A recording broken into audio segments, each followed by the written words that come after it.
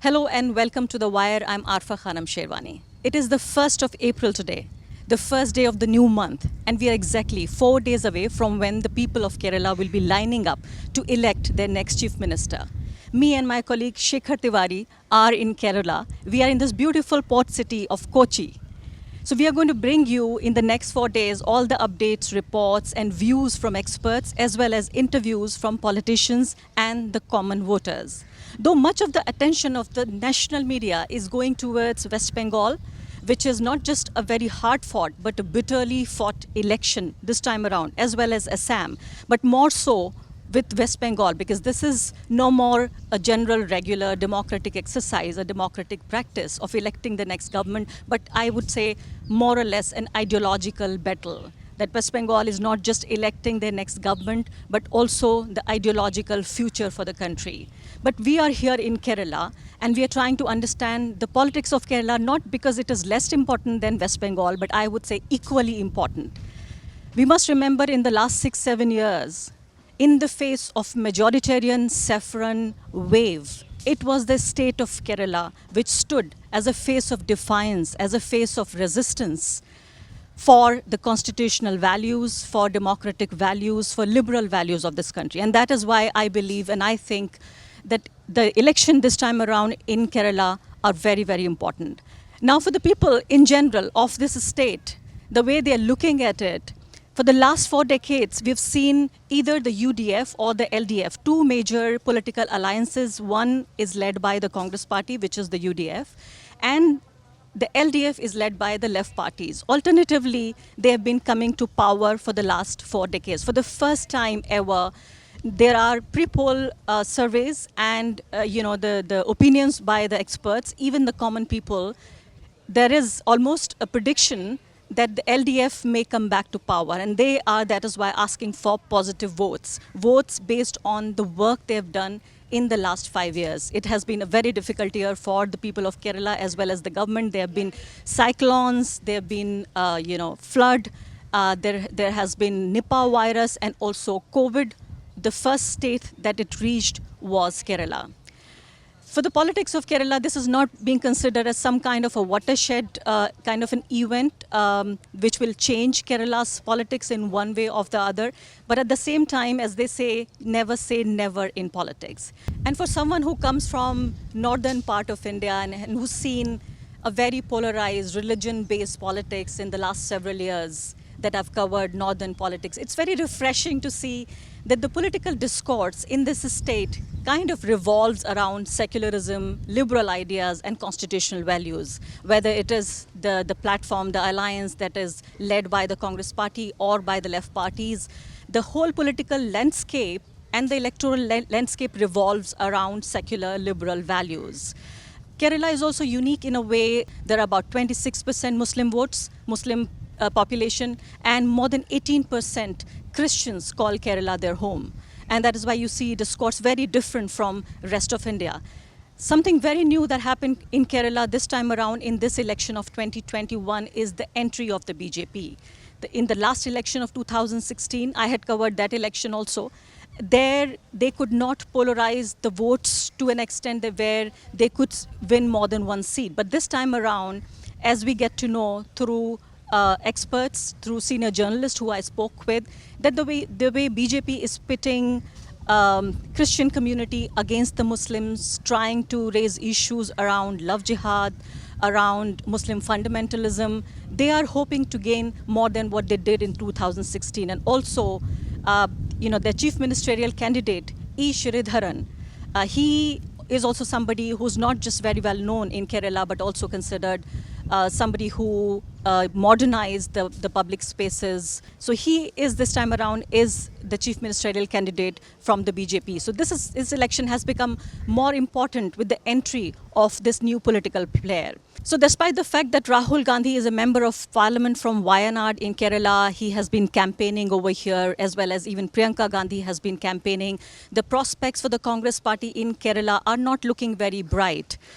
In this episode, we will speak to senior journalist K.J. Jacob, and try to understand from him what does he think of the political issues, what are the 5 major political issues based on which the people of Kerala are voting, and how exactly the political future of the state is looking like. Mr. Jacob, first of all, my question to you would be, from a very national audience perspective, I want to ask you, what are the 5 major election issues in Kerala at the moment?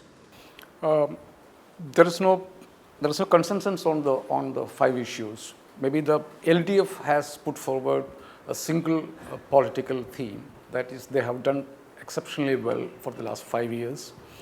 They have made substantial gains in terms of infrastructure development, investment in education and in health, which is stronghold of Kerala society for long. And they have prepared a decent manifesto for the public, which will address some of the key issues the state is facing, like creation of employment, additional infrastructure, because Kerala has lagged behind several other Indian states when it comes to physical infrastructure. Kerala could be the only place where we don't have a decent 4-lane road across. So they have something like that on the table, and they have for a change. Now, the manifestos were never taken seriously in Kerala, and it's like everywhere. But this time, the LDF goes to people saying that we have fulfilled almost all of the promises that we had made in the last manifesto, and here is our manifesto this time around. So take it. So this is their claim. One major thing that has happened in the last 5 years was that, compared with the UDF government of the previous 5 years, the government was very determined in meeting its basic obligations like welfare pension. The government gives 1,600 rupees to people who aged above 60. The UDF government was not so particular about delivering that. This government, I've talked to one of the senior officials in government, in finance department.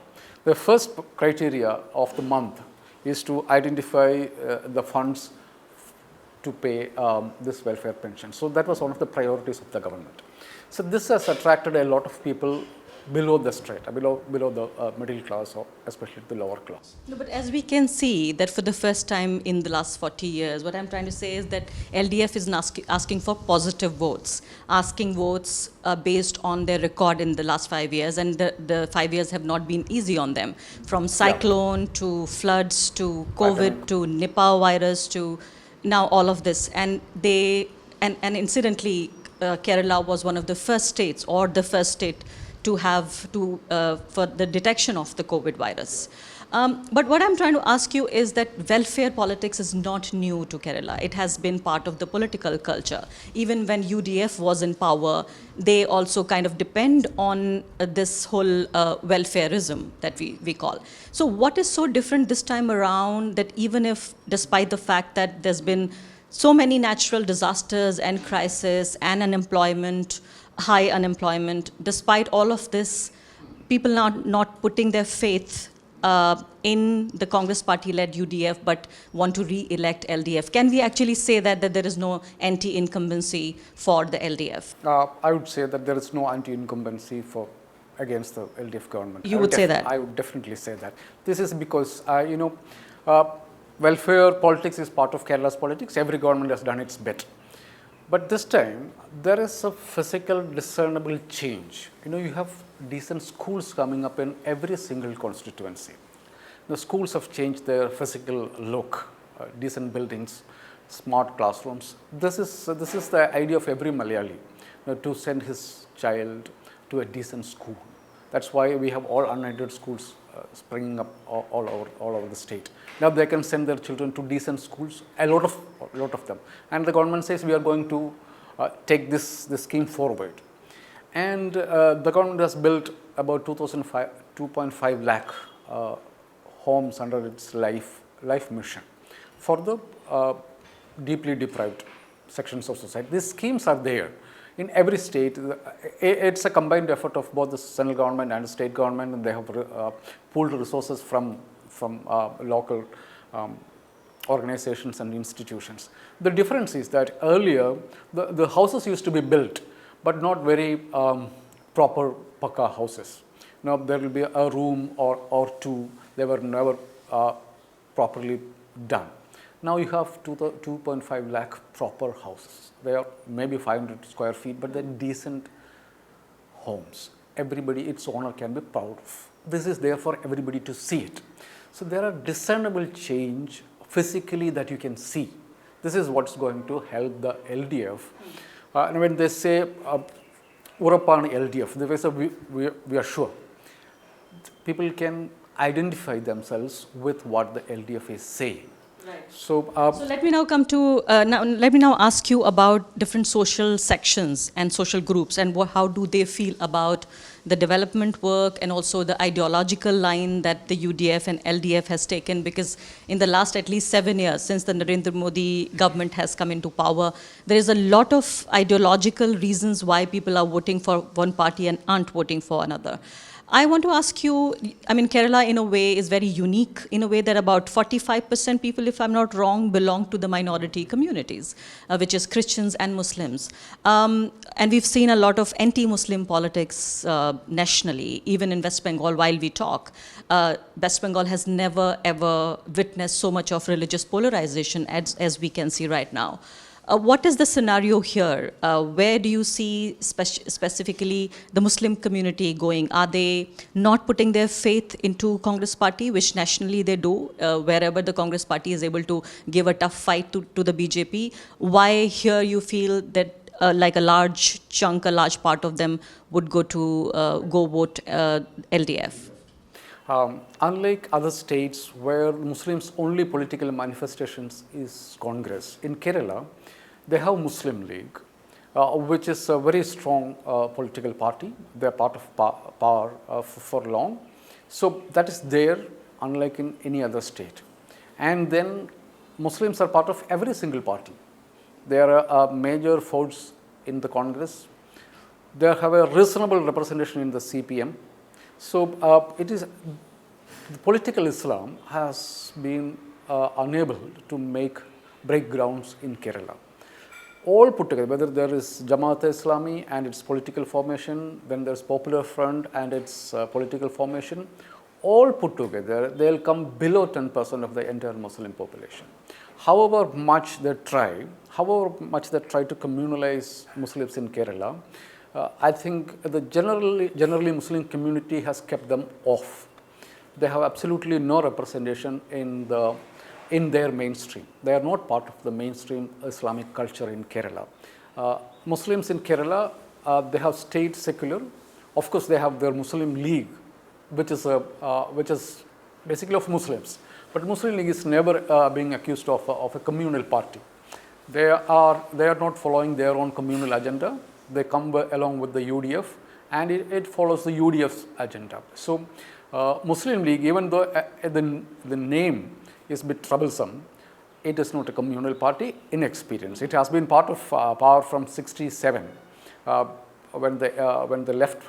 Also, the Union Muslim League would also have a history why they are called a Muslim League. Yeah. It's there. But in Kerala, they are not a communal force. So Muslims in Kerala have kept this communal and Islamist element off, generally. So they have their representation in the secular politics, which is whether it is LDF or UDF. And this is where I see a real trouble emerging this time around. Jamaat-e-Islami used to be, their politics is there, Islamist politics is there. They never try to mess with the politics, the mainstream politics of Kerala. They have a political party called Welfare Party, which would make some tactical understanding at the very local level. But in the last local bodies elections, there was a proper understanding with the UDF. So, and it proved them very costly. Proved very costly to the UDF because the mainstream Muslims did not like the UDF aligning with the Welfare Party. But are you saying that the Congress party want to actually indulge people who do not believe in the secular politics? They find it an easy way. Of course, in certain pockets they have some votes, so they think that they can win the election with the Welfare Party or Jamaat's support. But that has not paid them. In fact, they lost heavily. Because the traditional Muslims in Kerala, especially in the north, they did not want to do business with Jamaat Islami. So at present in the assembly elections, there is no open alliance between the UDF and Welfare Party, but there are some tacit understanding. So my fear is that any political formation which comes to power in Kerala with a radical Islamist element in it will communalize Kerala beyond recognition. And also when you have a very communal party, which is a national party, now making entry and inroads into Kerala. They already had a name MLA, and now with Sridharan, they're trying to even have maybe a greater access to voters and political arena here. You think it's going to be even all the more problematic? Because it's going to, because that was our experience between 2011 and 2016 when the UDF was in power. Kerala has 26% of Muslims. So the government will have to do certain things for that community. Maybe they will be doing for others also. But every single decision in favor of Muslims was communalized in Kerala. I'll give you two examples. The Minister for Education used to be a Muslim League representative. One day the government proposed that the black boards will be changed into green boards. That became an issue. That's a color associated with the Muslims, so they want to propagate their Islamist agenda in schools. Can you imagine that happening in Kerala? And another thing was that a Muslim League, generally they get 4 ministerships. Last time, if you take the ratio of MLAs of Congress and Muslim League, the Muslim League really had a right to claim a 5th minister. That again became a huge communal issue. That is, the Muslim League has come to a position where it can dictate the terms with the UDF.